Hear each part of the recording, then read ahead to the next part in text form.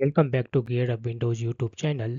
In this video, we will guide you on how to check the file system of a drive on Windows 11 or 10 File Explorer. For that, click on this one Start button and then type File Explorer and then click on this one Entry to open File Explorer window on your Windows 10 or 11 PC, or you can also use Windows plus I keyboard shortcut to open the File Explorer window on your Windows PC. Then click on this PC in the left sidebar. On the right you will find your available drives including internal and external. Right click on the drive you want to check for the file system type and here select properties option.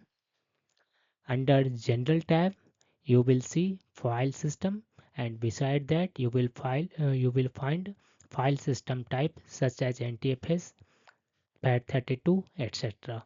That's all about this video. If you are new to our channel Gear Windows, kindly subscribe it, and if you love this video, press thumbs up.